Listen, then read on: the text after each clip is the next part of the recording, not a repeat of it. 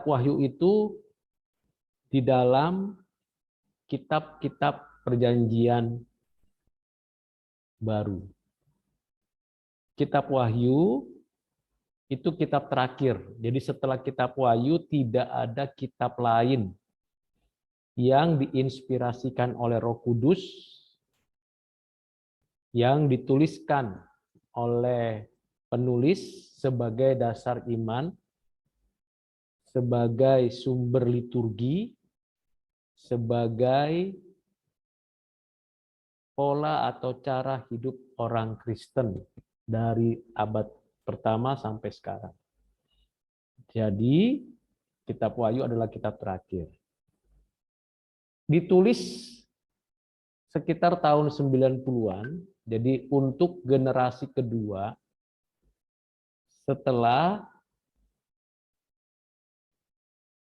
Rasul Yohanes yang seharusnya berdasarkan catatan tradisi itu dibakar, dimasukkan ke dalam satu kuali besar untuk dianiaya dan akhirnya meninggal, tetapi keputusannya tidak terjadi karena sudah berusia lanjut.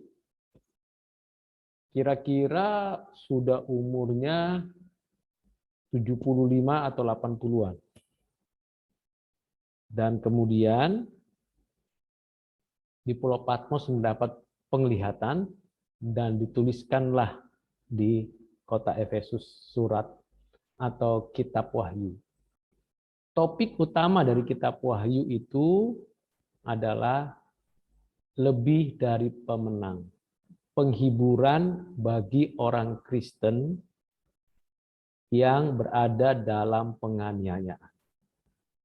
Jadi membacanya, mempelajarinya, dan memahami kitab Wahyu dari pasal 1 sampai 22 dalam perspektif bahwa itu adalah penghiburan yang dikaruniakan Tuhan Yesus, yang dinyatakan Roh Kudus, yang dituliskan kepada gereja-gereja yang pada waktu itu sedang mengalami penganiayaan oleh 3 pihak.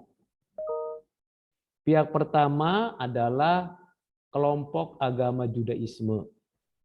Pihak kedua adalah orang-orang atau penguasa-penguasa dari kerajaan Romawi.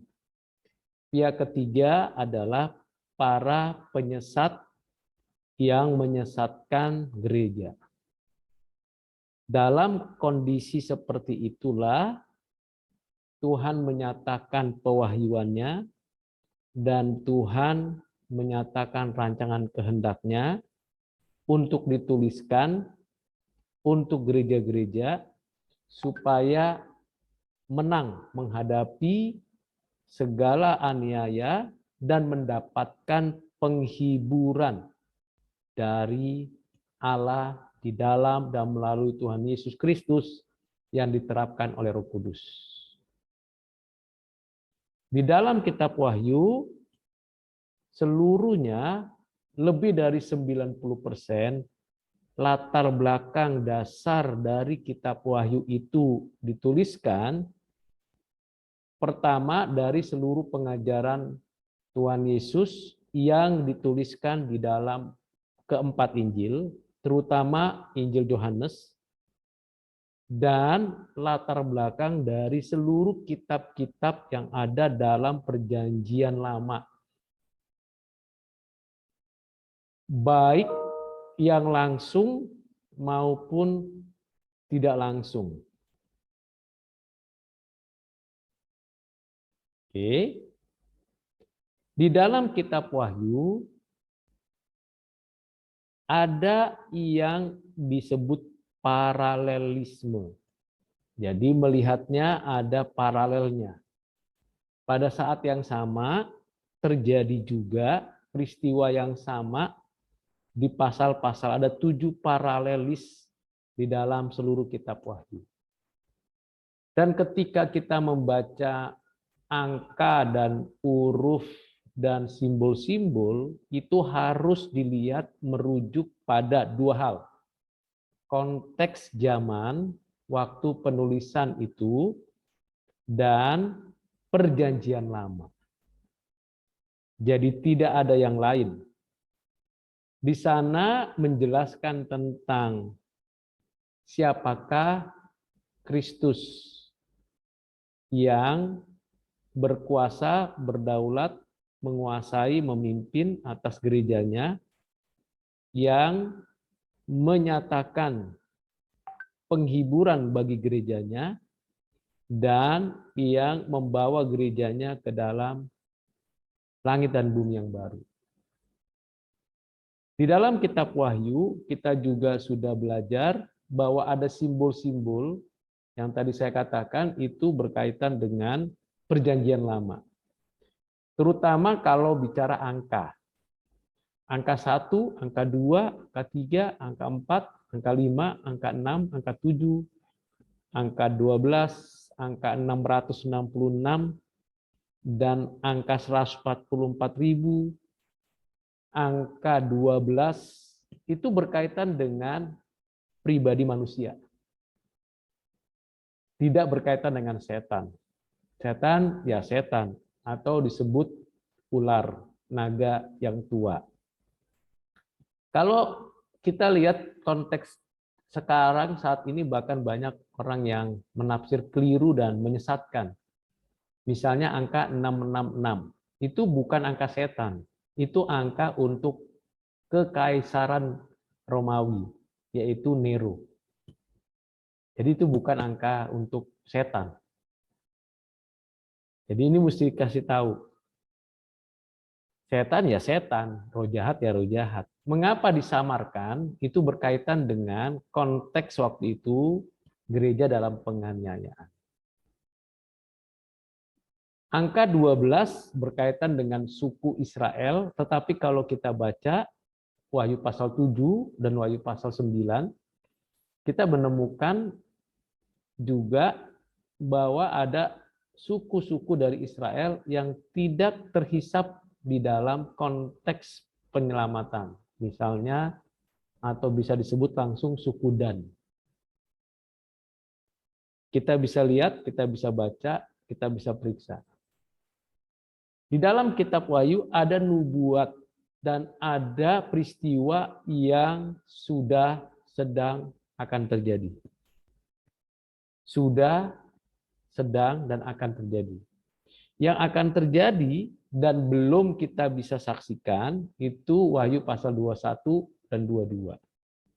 Yang sedang terjadi itu masa 1000 tahun, peperangan Armageddon, itu sedang terjadi. Yaitu peperangan antara orang Kristen melawan si jahat, orang dunia, dan kedagingan. Di masa 1000 tahun. Kapan itu? Yang dalam konteks teologi disebut zaman akhir. Bukan akhir zaman, tapi zaman akhir.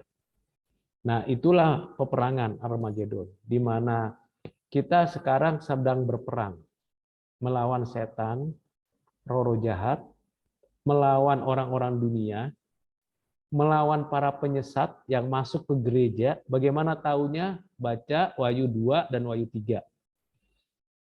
Bagaimana orang-orang jahat masuk ke dalam gereja, menyesatkan. Salah satu contoh misalnya ditulis di sana pengikut Nikolaus. Nah, itu penyesat. Tapi belum yang final. Nanti menjelang akhir zaman, maka muncul satu sosok pribadi, bukan setan, tapi manusia, yang memberontak kepada Allah, terang-terangan memimpin satu kumpulan besar untuk melawan kekristenan. Pada saat itulah Kristus datang kedua kali, menyatakan kemuliaan, dan terjadilah penghakiman, dan dilanjutkan penghukuman. Dan kalau kita membaca kitab Wahyu, tidak usah takut, justru di situ ada penghiburan. William Hendriksen dalam bukunya More Than Conquerors bukunya tebal sekali, cukup baik untuk dibaca, dipelajari. Itu memberikan kepada kita bagaimana seorang Kristen itu diuji, dimurnikan, dan mengalami kemenangan pada masa zaman akhir. Bisa kita lihat di dalam kitab Wahyu pasal 2, 3, kemudian pasal 4, 5, 6, 7, dan kemudian dilanjutkan dengan apa yang dijelaskan di dalam penghukuman Tuhan di pasal 13, 14, 15, 16, sampai terakhir pasal yang ke-20. Di sana dijelaskan seluruhnya. Tidak bisa kita comot satu ayat dari kitab Wahyu, dibebaskan, dilepaskan dari seluruh kitab Injil dan dari seluruh kitab Perjanjian Lama. Karena kalau itu dilepas, maka pasti penafsirannya adalah salah.